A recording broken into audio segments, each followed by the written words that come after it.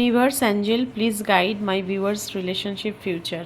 তোমাদের relationship future কি হতে চলেছে? ফিউচার রিলেশনশিপ কোনো নেক্সট অ্যাকশন আসবে কি না পার্টনারের দেখব।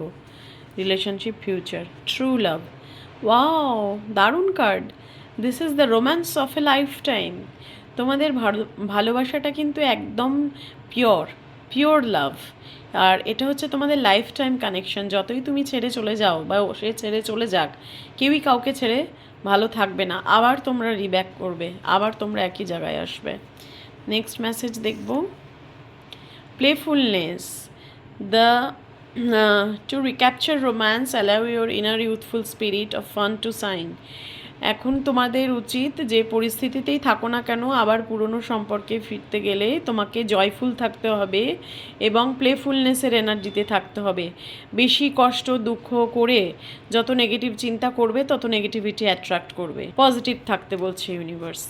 দেন আর একটা মেসেজ দেখবো, আর একটা মেসেজ কি আসছে। The could be the one, you have already met the romantic partner you seek. তুমি যেরকম মানুষ তোমার জীবনে চেয়েছিলে সেই পার্টনার কিন্তু অলরেডি তুমি পেয়ে গেছো।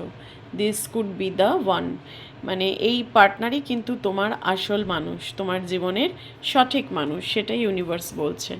আর একটা মেসেজ ইউনিভার্স, ভেরি সুন, যেটা আমি প্রশ্ন করেছিলাম ইউনিভার্সের কাছে যে তোমাদের রিলেশনশিপ ফিউচার কী হবে, সেখানে ইউনিভার্স উত্তর দিয়ে দিয়েছে, clearly decide what you want so that it comes to you now. তুমি যেটা মন থেকে চেয়েছো, যেটা ঈশ্বরের কাছে এত দিন ধরে প্রার্থনা করছিলে, ম্যানিফেস্ট করছিলে, সেটা কিন্তু অবশ্যই হবে, অবশ্যই হবে।